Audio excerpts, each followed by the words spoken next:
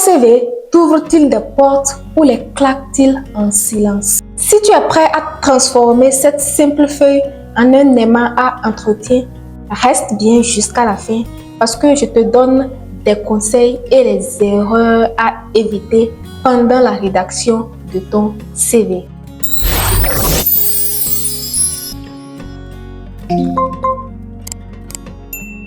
Dans cette vidéo, je vais te révéler des secrets que personne ne t'a jamais donné. J'ai envoyé des dizaines de CV à chaque fois que je vois des recrutements qui m'intéressent. Et lorsque je postulais, je n'avais aucune expérience en rédaction de CV. Je demandais des exemplaires de CV par-ci, par-là à des amis.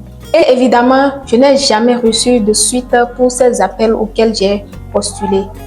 Et un jour, et depuis ce temps, quand je postule, sur 20 appels, on m'appelle au moins à 5 pour des entretiens. C'est pour te dire que je me suis vraiment améliorée dans la rédaction de mon CV. Et aujourd'hui, je viens partager avec toi tous ces conseils que j'ai reçus et qui m'ont permis de transformer mon CV en un aimant à entretien. Premier conseil, les recruteurs sont des détectives. Qu'est-ce qu'ils cherchent vraiment? Selon les recherches, le recruteur passe en moyenne 6 secondes à parcourir ton CV. Il faut donc capter l'attention immédiatement. Voici Aline, chargée de recrutement. Pour une offre d'emploi, en moyenne, elle reçoit entre 50 et 150 candidatures. 50 réponses ou moins pour des postes techniques assez spécialisés, 150 réponses ou plus, par exemple, pour des postes en communication. Aujourd'hui, la mission d'Aline, c'est de faire un premier tri parmi 60 CV. Alors elle fait ses calculs. 60 CV, 10 minutes par CV, 600 minutes, soit 10 heures. 5 minutes par CV, 5 heures. 1 minute par CV, 1 heure.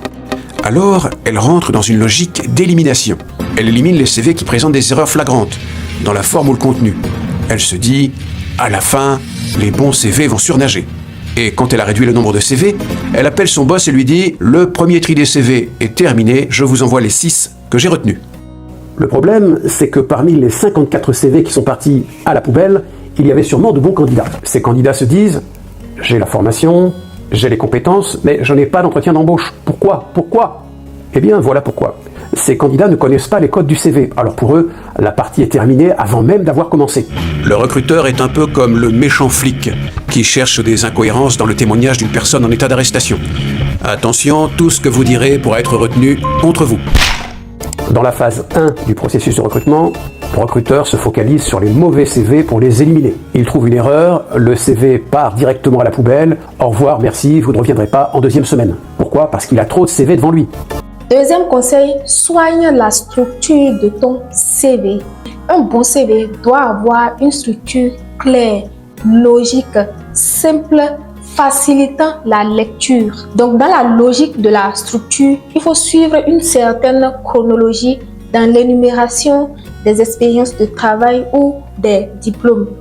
Très souvent, on va du diplôme le plus récent ou de l'expérience la plus récente à la plus ancienne. Et également dans la structure, il faut savoir quoi mettre en premier.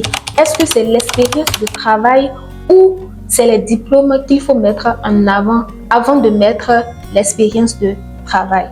Il faut également utiliser des designs simples, clairs et épurés pour faciliter la lecture.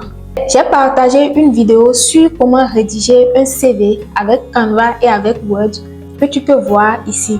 Je t'invite à aller regarder cette vidéo. Je t'explique comment créer un CV personnalisé, simple et professionnel. Le troisième conseil, c'est adapter le contenu du CV au poste visé. Chaque CV doit être personnalisé en fonction de l'emploi visé.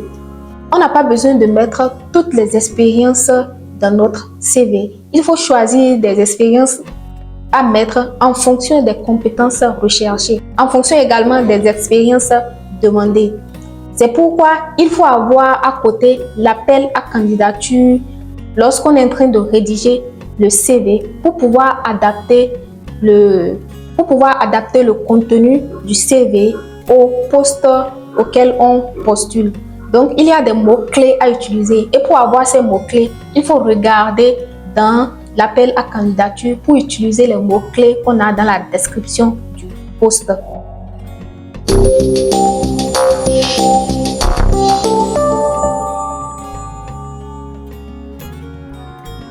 Le quatrième conseil, c'est de mettre en avant tes réalisations. Ne te contente pas seulement d'énumérer les postes que tu as occupés. Il faut pouvoir décrire ces postes et dire les résultats concrets que tu as atteints.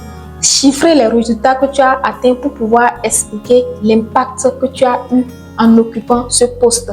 Pour donner un exemple, lorsque tu as occupé un poste en tant que chargé de marketing, il faut pouvoir dire, en plus d'énumérer le poste que tu as occupé, dire les résultats que tu as atteints, dire les objectifs que tu as atteints, comme par exemple l'augmentation des ventes de 30% en un an. Ça, c'est un résultat chiffré.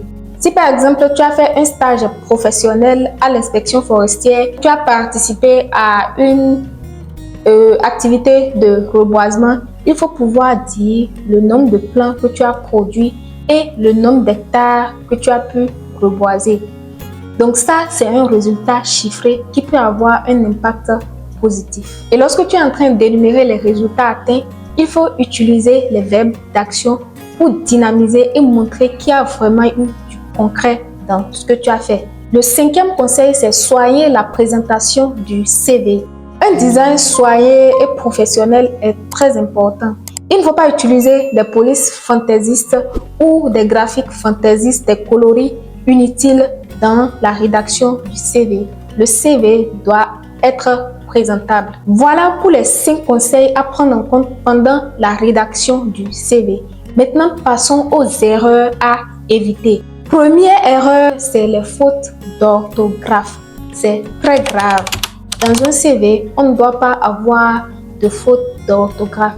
Il faut soigner le CV de telle sorte qu'on n'a aucune faute ou très peu de fautes. Donc pour ça, après la rédaction du CV, on peut envoyer à un grand frère, à un ami pour nous aider à corriger. Deuxième erreur, c'est le mensonge. Il faut éviter de mentir sur les expériences ou les compétences qu'on n'a pas.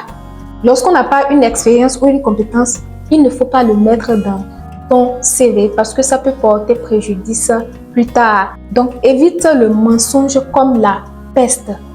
Troisième erreur, c'est de bâcler le CV. Il faut éviter de rédiger un CV à la va-vite. Il faut prendre son temps et soigner correctement son CV.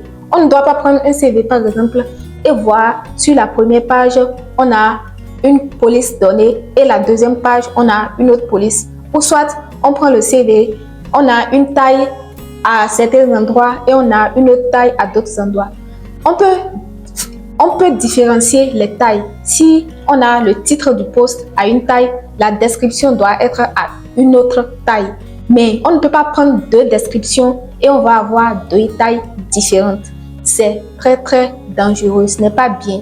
Ça montre que tu n'es pas soigné dans ce que tu fais. Parce que c'est ton CV, ça montre, ça te représente en fait. Donc il faut soigner la rédaction de telle sorte que lorsqu'on prend le CV, on sent que c'est une personne organisée, c'est une personne structurée qui a rédigé ce CV. Un CV bien pensé, bien rédigé, c'est ton passeport pour le succès. Quelles sont les difficultés que tu rencontres pendant la rédaction de ton CV? Dis-le-moi en commentaire et je t'invite à regarder cette vidéo pour apprendre à améliorer la rédaction de ton CV. On se dit à la prochaine vidéo. Bye bye.